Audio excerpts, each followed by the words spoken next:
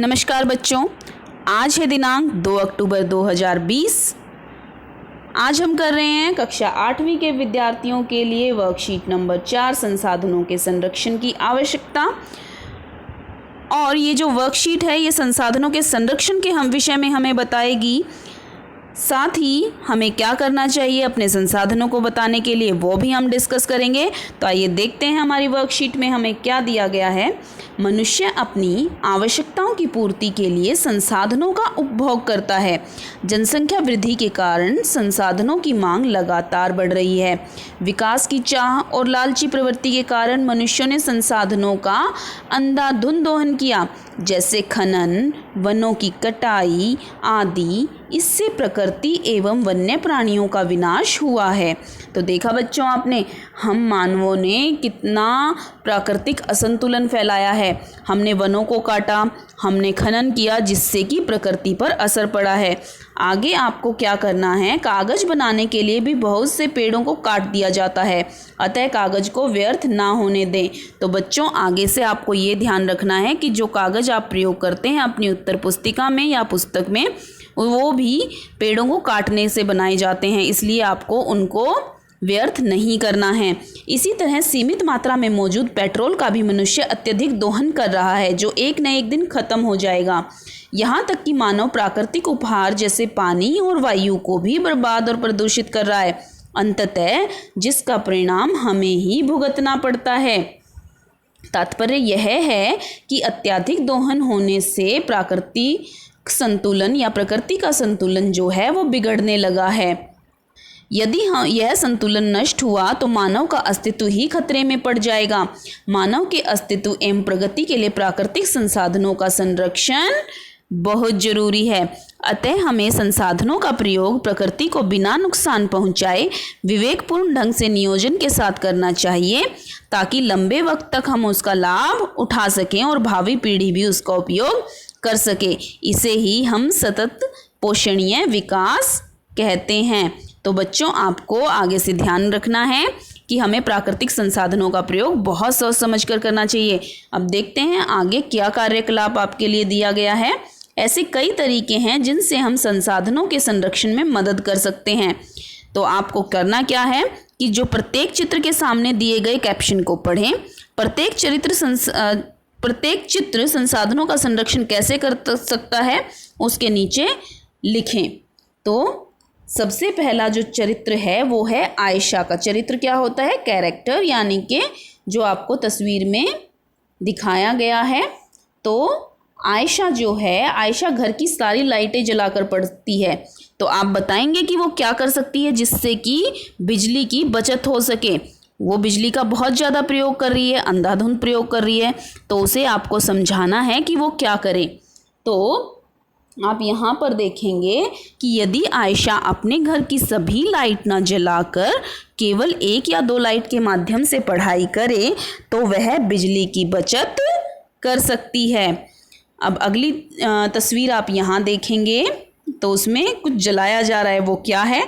Tom अपने बगीचे के सूखे पत्तों को जलाता है। तो टॉम क्या करता है? सूखे पत्तों को जला देता है। तो उससे क्या हो सकता है? उससे एक तो प्रदूषण फैलेगा। तो उसको कैसे बचाया जा सकता है कि टॉम सूखे पत्तों को जलाने की बजाय उनका प्रयोग जैविक खाद बनाने हेतु कर सकता है। तो टॉम इन सूखे पत्तों का प्रयोग खाद बनाने के लिए भी कर सकता है, जिससे कि हमारे पेड़ पौधों को अच्छे पोषक तत्व मिलेंगे और हमारे पेड़ पौधे अच्छे होंगे, साथ ही प्रदूषण भी कम होगा और इससे संरक्षण भी हो पाएगा बहुत सी चीज़ों का। अगला जो चरित्र है वो है राहुल का। राहुल क्या करता है? राहुल ब्रश करते समय नल को खुला छोड़ देता है। तो आप बताएंगे नल खुला छोड़ने से क्या व्यर्थ हो रहा है? इससे पानी व्यर्थ हो रहा है, पानी की वेस्टेज हो रही है। तो उसे क्या करना चाहिए? राहुल को ब्रश करते समय पानी का नल खुला नहीं छोड़ना चाहिए, इससे बहुत पानी व्यर्थ हो जाता है। तो आगे हमारे लिए कुछ प्रश्न दिए गए हैं, आइए देखते हैं उनके क्या उत्तर हो सकते हैं। सतत पोषणीय विकास से आप क्या समझते हैं? तो बच्चों ऊपर हमने पढ़ा था कि सतत पोषणीय विकास क्या होता है, देख लेते हैं। सतत पोषणीय विकास क्या होता है?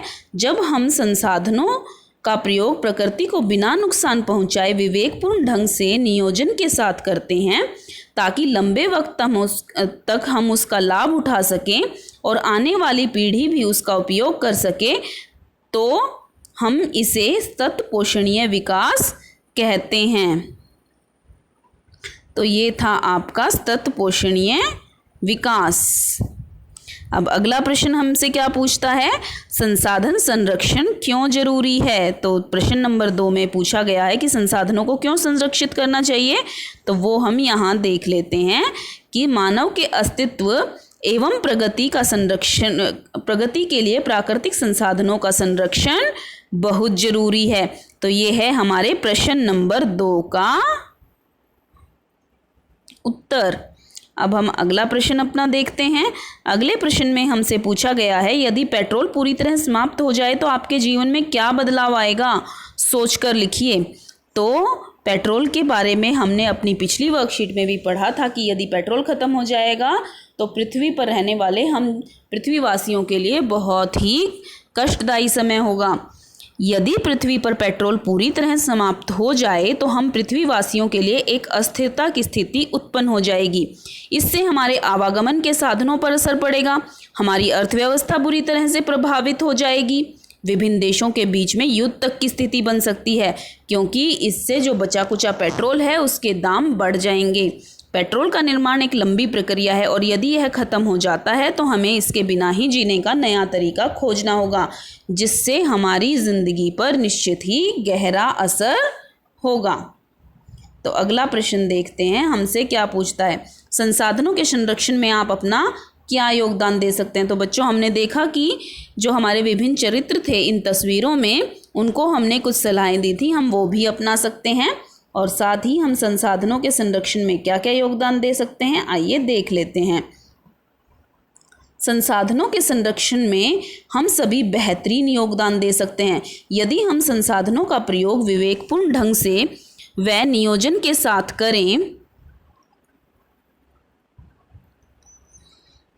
तो हम संसाधनों को लंबे समय तक प्रयोग कर पाएंगे।